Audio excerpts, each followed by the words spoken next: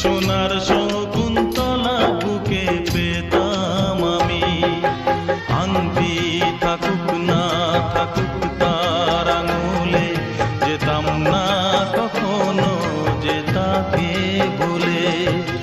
দুষ্মন্ত রাজা যদি হতাম আমি, শকুন্তলাকে চিনে নিতাম আমি। আংটি থাকুক না থাকুক তার আঙুলে, যেতাম না কখনো যে তাকে ভুলে।